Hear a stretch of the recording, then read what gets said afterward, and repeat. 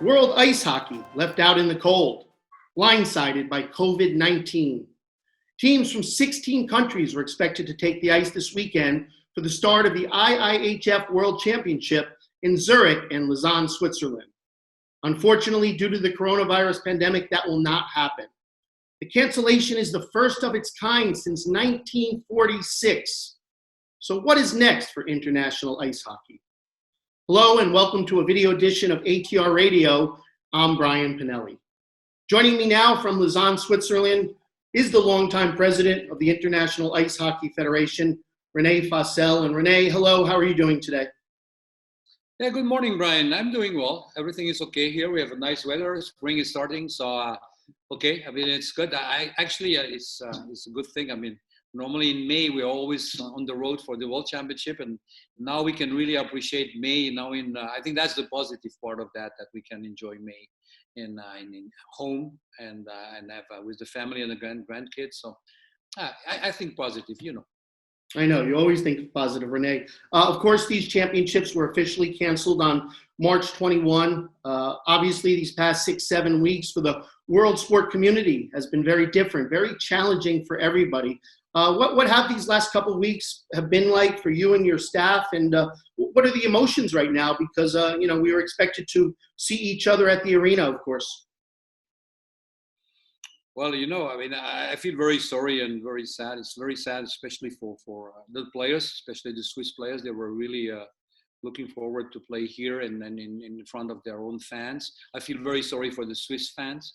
They were really expecting, and we had so many requests 2-3 months ago before we actually canceled the World Championship. We had so many requests. I mean, I had so many friends in Switzerland, and now they are so much disappointed because it's not happening. And for sure, for the OC, the organizing committee, they worked very hard the last 2 years, and they were really looking forward. And then just 2 months before the start, we have this very sad news. So it was not easy for everybody. But now, actually, we have to look forward and then prepare the next season coming. We have a lot of challenges there too.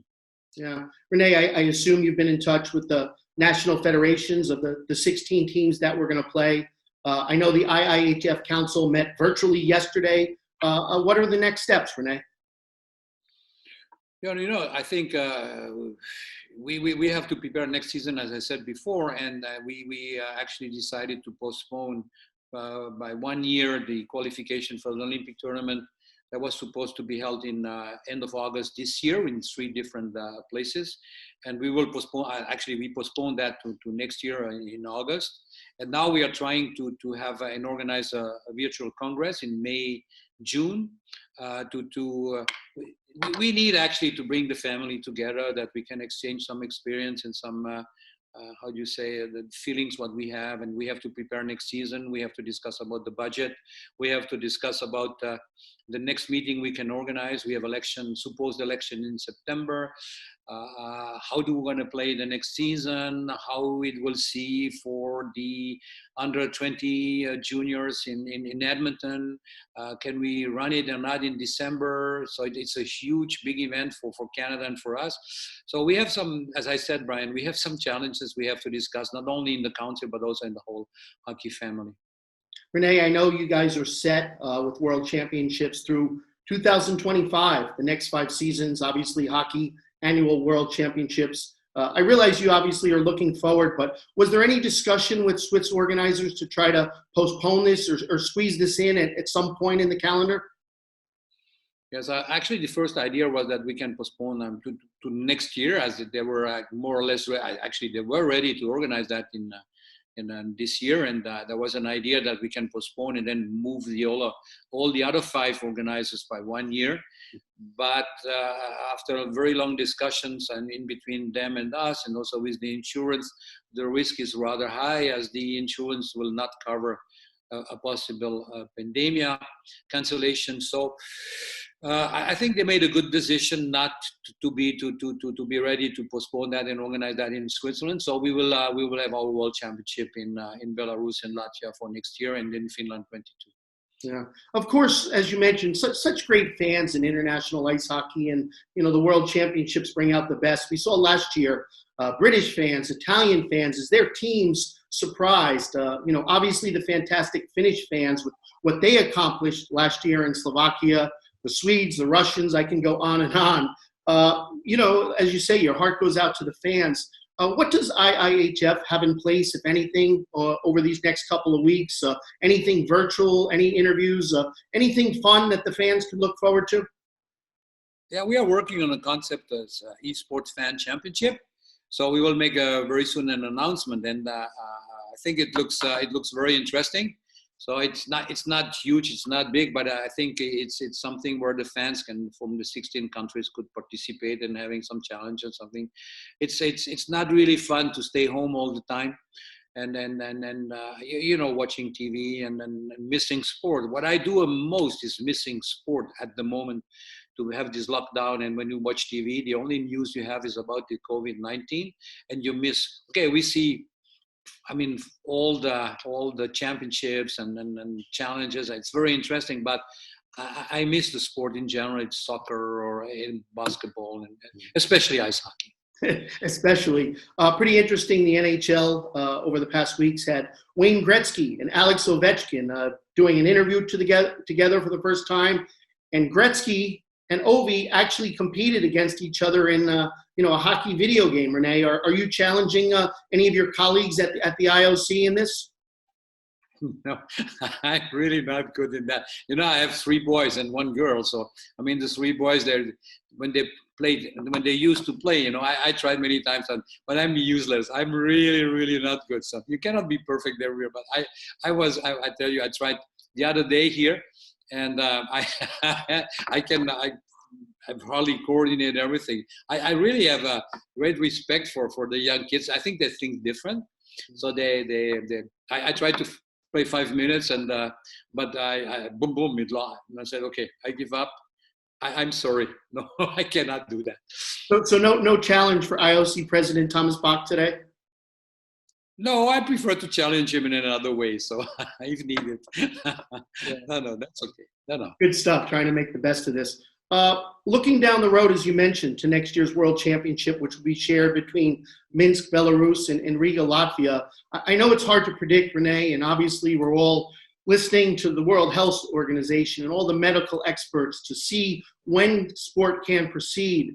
But looking down the road, do you think the IIHF will have certain precautions, certain safety to deal with if we're going to have these World Championships in Belarus and Latvia 1 year from now?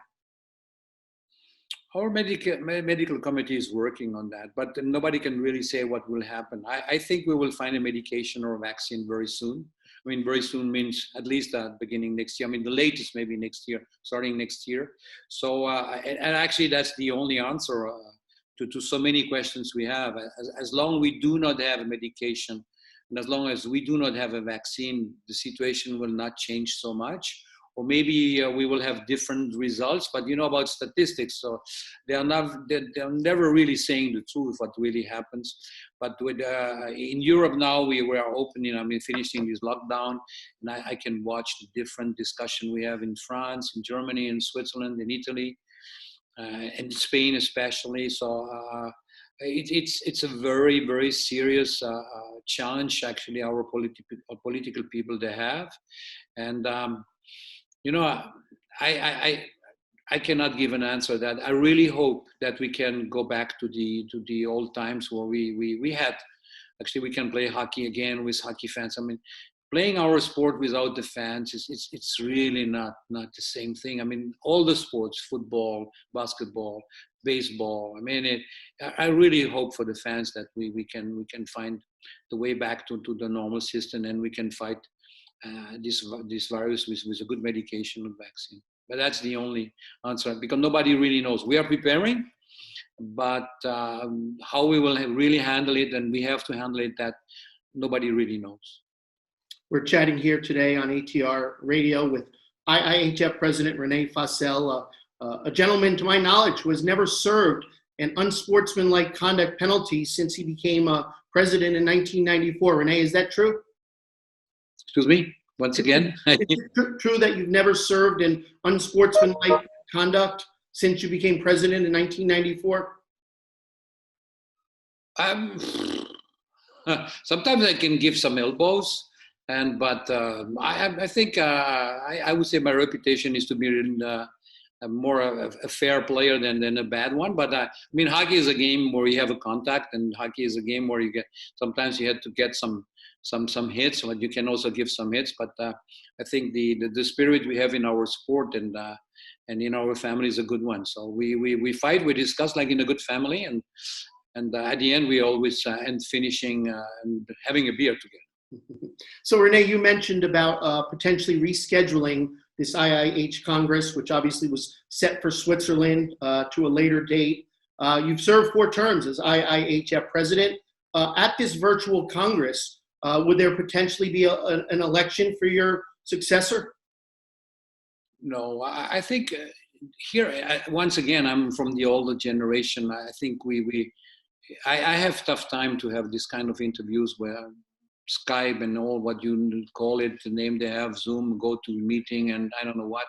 I'm more a person where I like to look in the eyes, I mean, have the contact and discuss and the feeling. And personally, we cannot make such an important decision by just a virtual one. I think it will be, how do you say, a bitter taste. And we are now looking in the virtual Congress in June that we have to prepare next season. So we need to make a budget. Our financial year is ending end of June, starting with 1st of July. So we need to do the budget for next season. We need to prepare around 35 different championships. The question will be, how are we going to solve that? Do we run all the championships? Will it be possible? We have to concentrate really on the bigger ones. I mean, and the first coming, the big one, not the meaning that the other one are not important, but the important one is for sure the under 20 in Canada next December. It's a very important one. And then our World Championship in Latvia and Belarus, we actually decided to postpone by 2 weeks the start of this championship.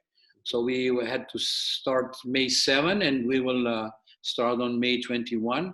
We just have to see with the organizer how it will work, but if it's possible, we will do so, just to also respect actually the other leagues that will maybe start a little bit later than September, maybe in October. So they will have a little bit more space to finish the season, maybe beginning May. And also for the NHL, I mean, we don't know what the NHL will do, but if they finish their regular season mid of May, it will give them the opportunity for the players not making the playoffs, that they can participate in the World Championship. That's the actually priority. And then the qualification for the Olympics for the women. So we have some, how do you say, level of challenges. And we have to discuss that in the council. And then we have to postpone, I think so, the September Congress where it was expected to have the election. So how do we do that? Do we postpone by 1 year? So I will have to stand for another year. I am ready to do so, but we have to make a decision very early. And then, it's for sure I will not run for another 4 years.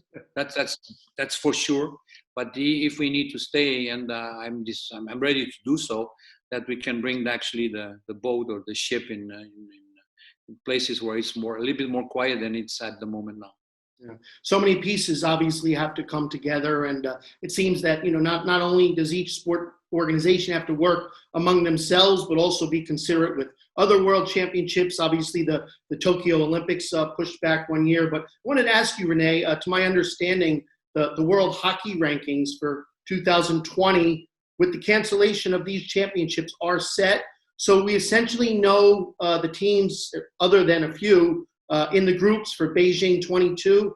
And obviously you don't want it to end this way, but what rivalries we're starting off with? You got Czech and Russia in one group, US, Canada in another group, and Sweden in the third group. I mean, it almost seems like you guys conjured this. Well, how do you know? No, I think it is like it is. I mean, everybody can actually just see on the paper how it is. And we have a very, very fair a system how we actually set the teams. It's not by a draw. I mean, Miro Schubert, the former vice president, maybe you remember him. He was working with the IIHF for nearly over 50 years. So he put actually this system about the ranking and the world ranking. I mean, the system what we did. So it will be fantastic. The idea is actually it will be happen that they play in the first round together, and then we will mix, so they could find then in the semifinals, they could find again together if they win their quarterfinals. So it will be very, very interesting in Olympic Games in China, and having also the Chinese team there, the new public, Chinese, great arena, playing on the small ice with 26 instead of 30. I'm really, really looking forward for this great tournament we will have in Beijing. Rene, leads to my next question, and I know you get asked this constantly, and it's obviously a difficult situation. You presided over, 5 Winter Olympics now, every one but Pyeongchang, with your decision with Gary Bettman back in the mid-'90s to have NHL players. Obviously, the NHL, the NHLPA, they're sorting out their own issues right now, somehow trying to salvage their situation. I know you have your challenges, but any update, any positivity that NHL players somehow might be there in Beijing, even if you are no longer president at that time?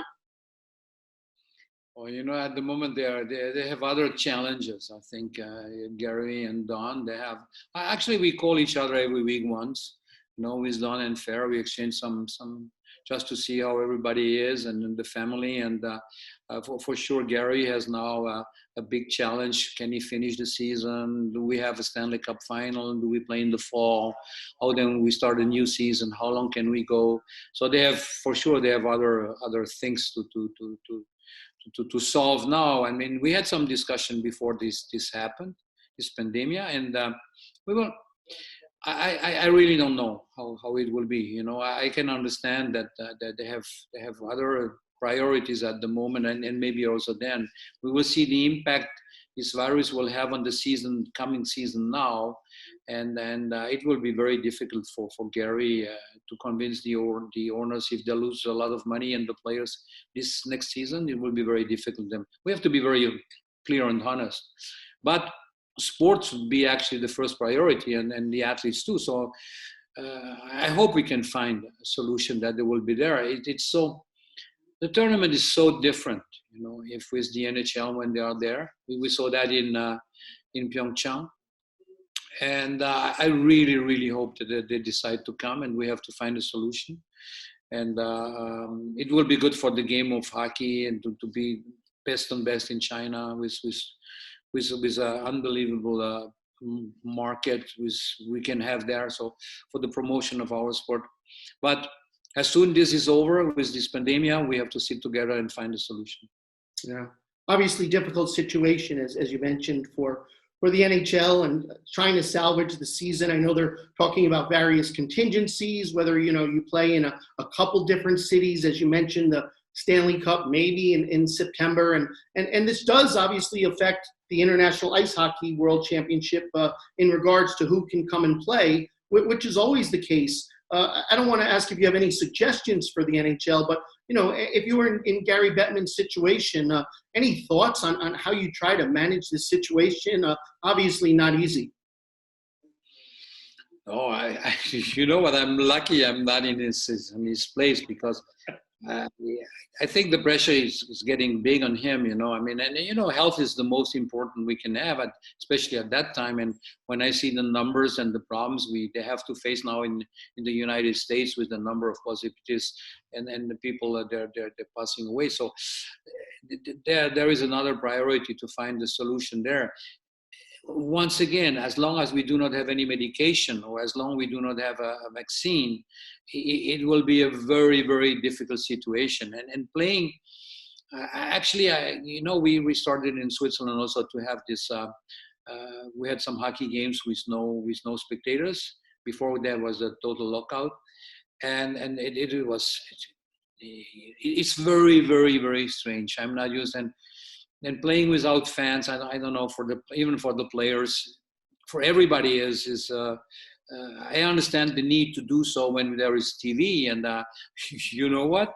I'm so waiting for sport, and if the NHL will start to play even without spectators, I will for sure watch TV. But it's not the same feeling.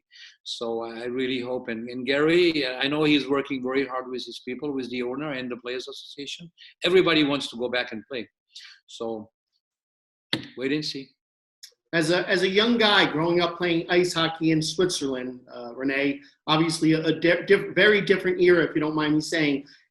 During those days, did you pay attention at all to the National Hockey League? Did you have a favorite team by any chance? Not that I'm biased, but just curious back then. What teams were you rooting for?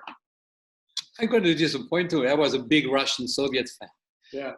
I was more in favor of CSKA Moscow, or especially CSKA Moscow than the Montreal Canadian Montreal.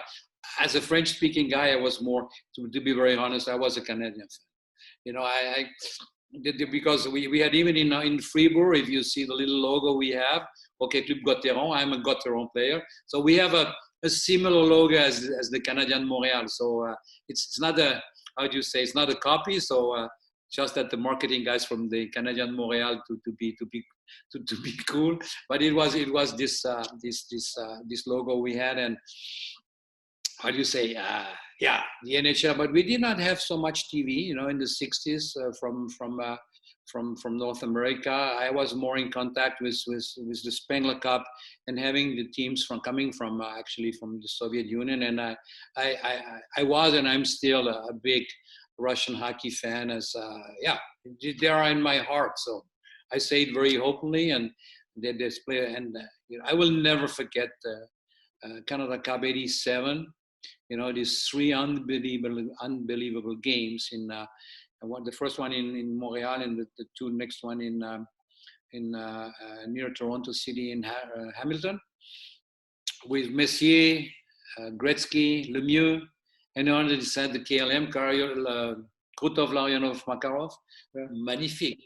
This is the best hockey ever played for me. It was unbelievable, and I was lucky to be there. So that was something, and Canada winning in overtime. I think Riot loves one in overtime. So c'est la vie. But that was real good hockey, Brian. I don't know if you watch that. Did you watch ever that? On YouTube. Younger hockey fans watch this game. This is hockey. Old-time hockey, right? Yeah, the sad thing that Soviet they lost. That was the sad part of that. But magnifique. Rene, you talk about your affinity and for Russian hockey, and obviously so much tradition and unbelievable players over the years. I know you've hinted about this. If you don't mind me asking, after you step down from IIHF president, is there maybe a future as a consultant or some other position with the KHL? I don't know. I will see. If I will stay 1 year longer, I will see. But one of my goals is to learn really Russian. I'm so close to the Russian people, and I would like to even I'm getting older, but one of my goals would be that I can speak Russian with, not only to swear, as we always hear that with my friends when they play hockey, but really to have, and I like their culture, and it's one goal also with my wife that we go there, and then we try to actually learn another language and another culture. I think that would be one of my goals, and then we will see what happens. Yeah. One or two more questions, Rene. Thanks so much for your time. Great chatting. I wish we heard some, banging of the boards and slap shots behind us. Obviously, that's not the case, but hopefully in the near future. Rene, I know it's a long time down the road, but really interesting also for Olympic hockey to return to Italy in 2026. Apparently, they're building a new arena in downtown Milan. So it's going to be ice hockey, greets the fashion capital. But what do you think? Do you think we'll see some very stylish uniforms there in Milano in 2026? You know what? I like really Milan. It's quite near. I mean, nearly 2 hours to go here from Zurich to Milan. It's a fantastic city, and it's a fashion city, as you said. I know the Italian people. I remember Torino. It's a different attitude, different atmosphere. And I'm actually working with the Italian Federation and the president, Andrea Gios, a former hockey player. He wants to have a very solid Italian team. As you know, we have many Italian origin players in North America, in Canada. For sure, we have some in the NHL. So he's actually preparing already yet, and I think it's a very good start that in 26 he can have a competitive team, and that will be actually also something where we can start to have hockey also in Italy. Not only football, football is number one in Italy, so, and basketball also is very strong.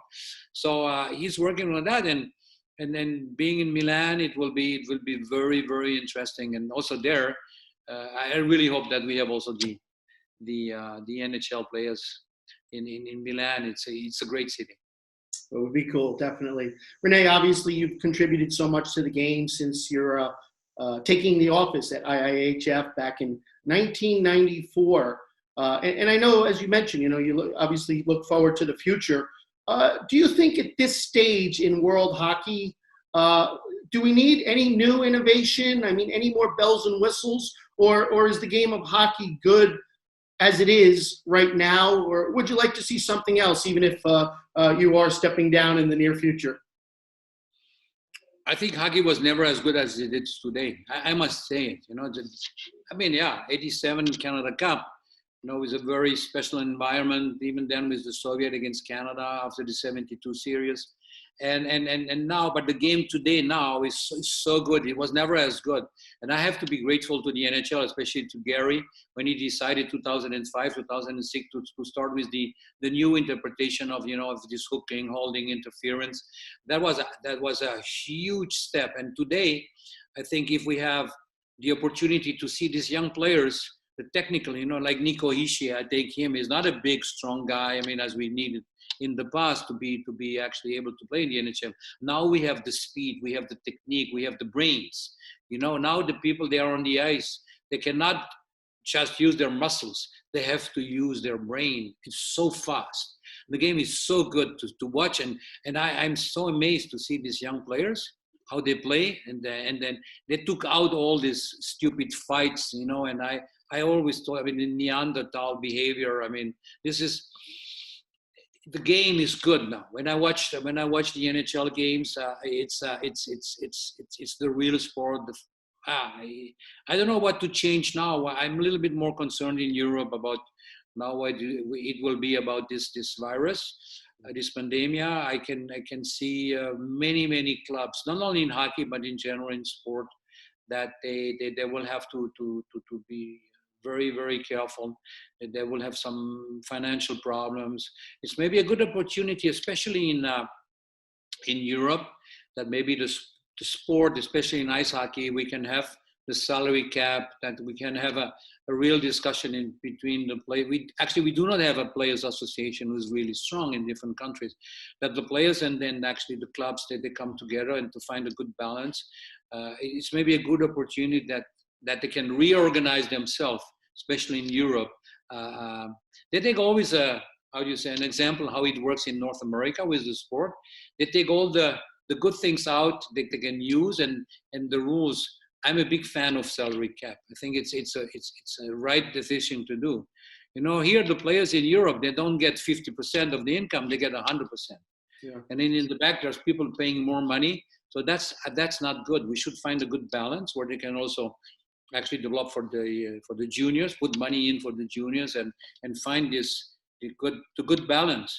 Football is crazy. When you see the salaries and the amount that they spend for transfers and this, it's not healthy. So they should use actually the responsible people this situation to rebalance everything in a good way. Yeah, well, that's actually what I'm feeling. But the sport of hockey now, magnifique. I agree. Last one, Rene. Maybe the toughest question for you. If my math is correct, you have now presided over 25 international ice hockey world championships dating back to your first in 1995. I know you're a diplomat, and you obviously deal with many countries, many cultures. Do you have any one or a few defining moments, something at the World Championships that, really made your heart beat and just really kind of captivated you? I know there's been many, Rene. I think it would be so unfair, to see. And every world champion is different. I would say, all the world championship. Actually, I was elected in the council in '86 as the referee in chief. So I had many championships and watching many championships, and they were all very special. And I tried to bring it together. It would be unfair. I think it's and I'm not looking in the back, but there was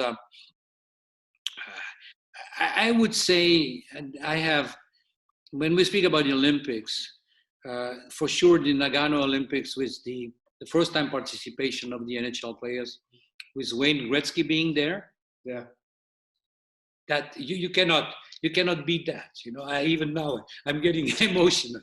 It was something. It was that make it. I think this is an unbelievable moment I had in my career as a president of the IIHF. And then the next one is the unified team, the Korean national team. I mean, representing Korea, both North and South, the women's team in Pyeongchang. These are the two very, very special moments, in my life as a hockey guy. On one side, the man NHL in Nagano, with the first time participation of the women in the Olympics. So yeah. Nagano has a special place. And then we have this unified team in Pyeongchang. We worked actually 4 years to get this together. And then thanks also to the IOC, we could manage this. It was against any rule we had in our book in bylaws, and we had a Korean team, 35-6 players being on the roster. Yeah. There are only 22, 23 allowed. It was against everything, but it was for a very, very good symbol. And then bringing these two countries, the girls from this country together, they spoke the same language, but not the same term. Magnifique. Yeah. That was good. Great stuff. In closing, anything you have to say to the fans that obviously are out there missing hockey? I don't know, from your heart or just feelings that you have. A closing message. Yeah, I think just be patient. Hockey will come back, and we will come back. And I don't know, stronger, but for sure we will come back much more happy when we can start to play, and it will come. I know. I mean, medical people, they will find a medication. They will find. I mean, there are a lot of people investing a lot of time and money and know how to do so. What I just make an appeal that we all should work together to find the good solution, the good medication there, and we did well. It's just a question of time. And once we have that, we have to learn about the experience we have now. We were so lucky that we had an insurance, So I would say to the other people, I mean, we always have to think about the worst case and be prepared. We have to learn about that, but stay healthy. That's the most important. Stay healthy, you and your family, and we'll come back. Thank you so much, Rene. Appreciate your time in these challenging times. All the best to you. All the best to the hockey family, the fans, the players, and we'll get through this together. Merci beaucoup, Brian. Take care. Stay healthy too. Absolutely. Thanks to Rene, and thanks to all of you for tuning in to this edition of ATR Radio. I'm Brian Pinelli, and remember that Around the Rings, your best source for news about the Olympic Games since